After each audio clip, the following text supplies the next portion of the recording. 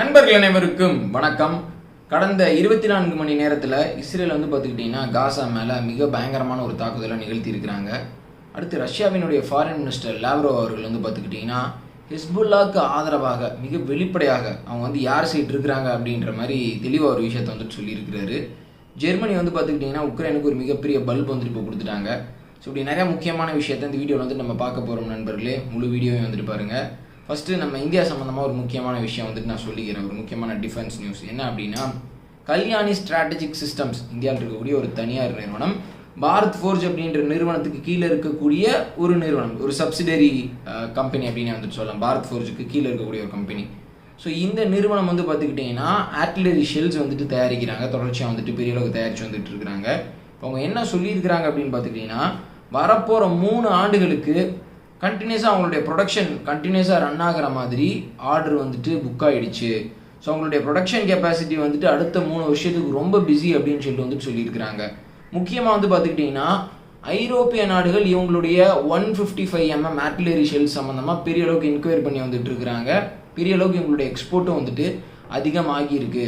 So இதை நான் ஏன் இந்த இடத்துல முக்கியமாக சொல்கிறேன் அப்படின்னு பார்த்துக்கிட்டிங்கன்னா, இந்தியாவில் இருக்கக்கூடிய ஒரு தனியார் நிறுவனம் உலகத்தில் இருக்கக்கூடிய மற்ற நாடுகளுக்கு தேவையான ஒரு சில முக்கியமான ஆயுதங்களை தயாரிக்கிறப்போ நம்ம நாட்டினுடைய செல்வாக்கு அப்படின்றது ஒரு பக்கம் உயரும். இஸ்ரேல் அப்புறம் அமெரிக்காலாம் பார்த்துக்கிட்டிங்கன்னா தனியார் நிறுவனங்கள் இந்த ஆயுத தயாரிப்பில் ரொம்ப முன்னோடியாக இருக்கிறாங்க.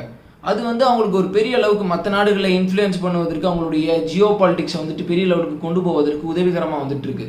ஸோ நம்ம நாட்டிலையும் அந்த மாதிரி தனியார் நிறுவனங்கள், டிஃபென்ஸை பொறுத்த வரைக்கும் தனியார் நிறுவனங்கள் பெரிய அளவுக்கு வளரணும், ஆலமரமாக வளரணும்.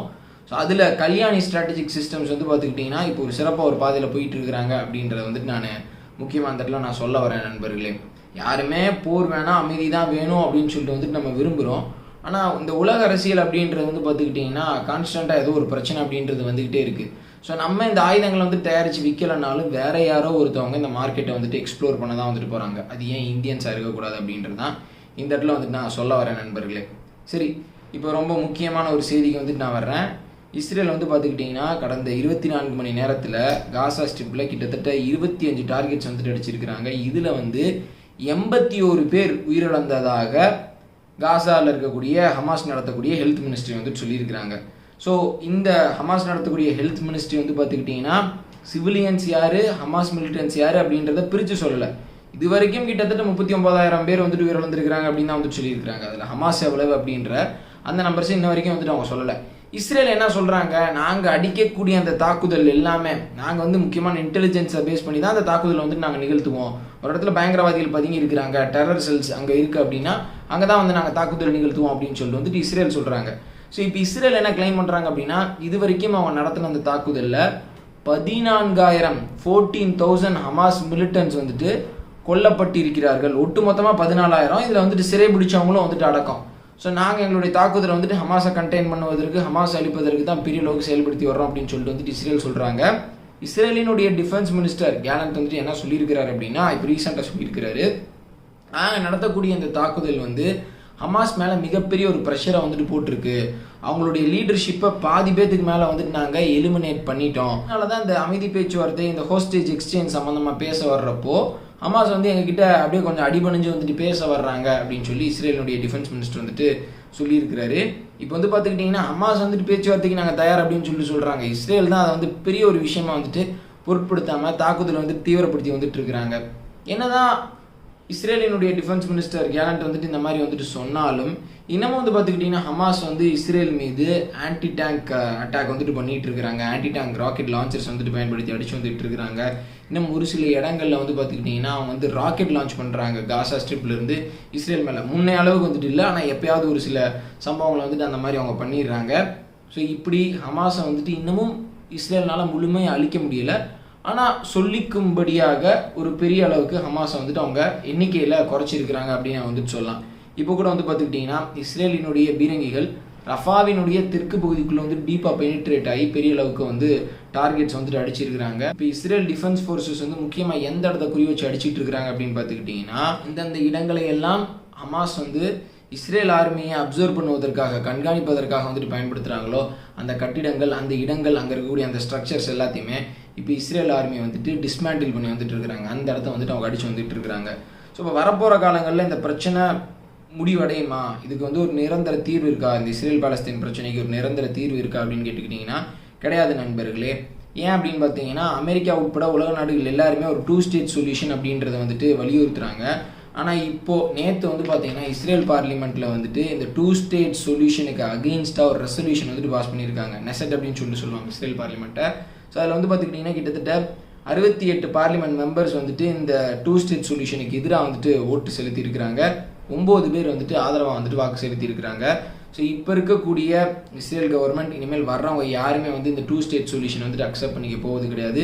அதனால் இந்த இஸ்ரேல் பாலஸ்தீன பிரச்சனை அப்படின்றது ஒரு குளோபல் இஷ்யூவாக கண்டினியூஸாக வந்துட்டு போய்கிட்டே தான் இருக்கும் நண்பர்களே. இஸ்ரேல் என்ன சொல்கிறாங்க அப்படின்னா, நாங்கள் இந்த 2 ஸ்டேட் சொல்யூஷனுக்கு ஓகே சொன்னால் எங்களுடைய நாட்டுக்கே மிகப்பெரிய ஆபத்து அப்படின்றது ஏற்படும். அது இஸ்ரேலுக்கும் பாலஸ்தீன மக்களுக்கும் இடையில் இருக்கக்கூடிய அந்த பிரச்சனையை இன்னமும் தீவிரப்படுத்தும் அப்படின்னு வந்துட்டு இஸ்ரேல் சொல்கிறாங்க.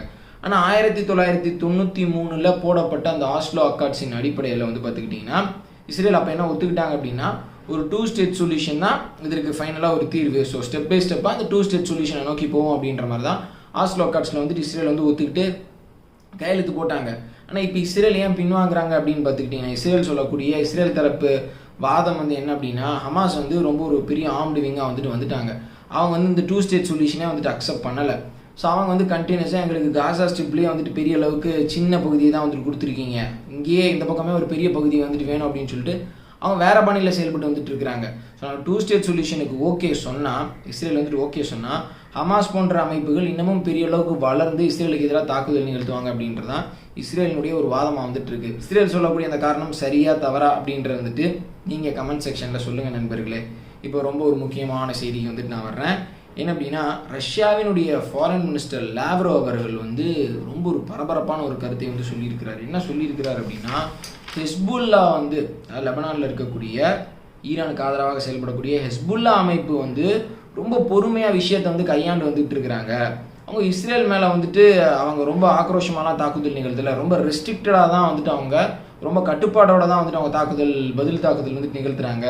இஸ்ரேலில் இருக்கக்கூடிய ஒரு சிலர் தான் லெபனானுக்கும் இஸ்ரேலுக்கும் இடையில பிரச்சனை வரணும் அப்படின்னு சொல்லிட்டு ஏதோ சூழ்ச்சி பண்ண முயற்சி பண்ணி வந்துட்டு இருக்கிறாங்க. ஹெஸ்புல்லா பொறுப்போட நடந்துக்கிறாங்க அப்படின்னு சொல்லி ஹெஸ்புல்லாவுக்கு ஆதரவாக லாவ்ரோ அவர்கள் வந்துட்டு பேசியிருக்கிறாரு. ஸோ இதுலேருந்து வெளிப்படையாக ஒரு விஷயம் புரியுது. என்ன அப்படின்னா, ஹெஸ்புல்லாவுக்கு, ஈவன் ஹமாஸ்க்கு, சிரியாவுக்கு, ஈரானுக்கு, லெபனானுக்கு ரஷ்யா பயங்கரமான ஆதரவு அளிச்சு வந்துட்டு இருக்கிறாங்க. ஸோ அதனால தான் வந்து பார்த்தீங்கன்னா ஹமாஸ்க்கு வந்துட்டு இவ்வளோ ஒரு வெப்பனரி அப்படின்றது வந்துட்டு ஸ்டோரேஜ் அப்படின்றது வந்துட்டு இருந்திருக்கு. பெரிய அளவுக்கு ஒரு பேக்கிங் அப்படின்றது இஸ்மாயில் ஹனியை போன்ற ஹமாஸ் தலைவர்களுக்கு வந்துட்டு இருக்குது. சரி, இறுதியாக அந்த உக்ரைன் ரஷ்யா போர் சம்மந்தமான ஒரு முக்கியமான செய்தியோட இந்த வீடியோ வந்துட்டு நான் முடிச்சுக்கிறேன். ஜெர்மனி வந்து பார்த்துக்கிட்டிங்கன்னா இந்த வருஷம் உக்ரைனுக்கு வழங்கின அந்த மிலிட்ரி எய்டு, அந்த பணம் வந்து எவ்வளோ அப்படின்னு பார்த்துக்கிட்டிங்கன்னா 8 பில்லியன் யூரோ. ஆனால் அடுத்த வருஷம் ஜெர்மனி வழங்க போகிறது வந்து பார்த்துக்கிட்டிங்கன்னா வெறும் 4 பில்லியன் யூரோ தான்.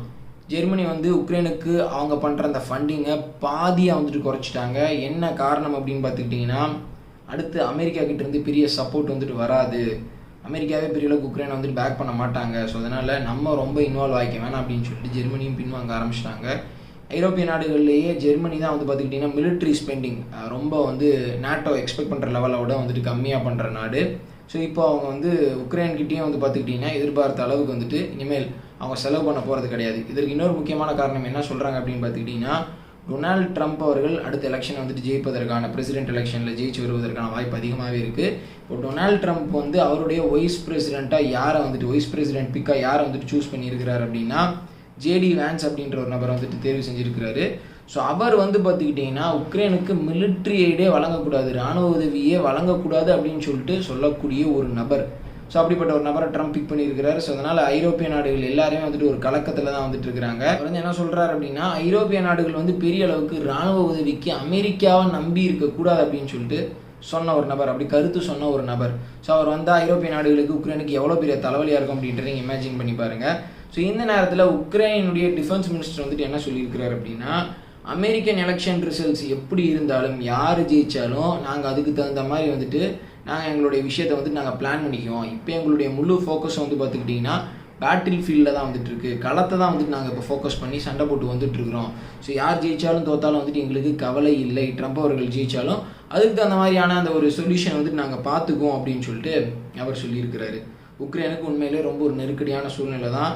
அது இன்னமும் ரொம்ப மோசமாக மாறும் எப்போ அப்படின்னா ட்ரம்ப் அவர்கள் வெற்றி பெற்றால். அதனால் பாருங்கள், ட்ரம்ப் அவர்களை வந்துட்டு கொலை செய்ய முயற்சி பண்ணுறவங்க பலர் வந்துட்டு இருப்பாங்க. அதனால் பாருங்கள், ட்ரம்ப் அவர்களை வந்துட்டு ஒருத்தன் கொலை செய்ய முயற்சி பண்ணான் அப்படின்னா வந்துட்டு அது ஆச்சரியம் அளிக்கக்கூடிய விஷயமா வந்துட்டு இருக்கக்கூடாது. அவருக்கு எதிராக செயல்படக்கூடியவர்கள் பலர் வந்துட்டு இப்போ இருக்கிறாங்க. அவர் திருப்பி ஆட்சிக்கு வரக்கூடாது அப்படின்னு சொல்லிட்டு வந்துட்டு பலர் நினச்சி வந்துட்டு இருக்கிறாங்க நண்பர்களே. ஸோ இதோட இந்த வீடியோ வந்துட்டு நான் முடிச்சுக்கிறேன். இந்த வீடியோவில் நீங்கள் தெரிஞ்சுக்கிட்ட முக்கியமான விஷயத்தை மறக்காமல் உங்களுடைய நண்பர்களுக்கு ஷேர் பண்ணுங்கள். இப்போது இஸ்ரேல் காசா பிரச்சனை எந்த லெவலில் இருக்குது அப்படின்றது வந்துட்டு அவங்களும் தெரிஞ்சுக்கிட்டும். வீடியோ பார்த்தமைக்கு ரொம்ப நன்றி. சேனலை சப்ஸ்கிரைப் பண்ணல அப்படின்னா மறக்காமல் சப்ஸ்கிரைப் பண்ணி பெல் ஐகானை கிளிக் பண்ணிக்கோங்க. ஜெய் ஹிந்த்.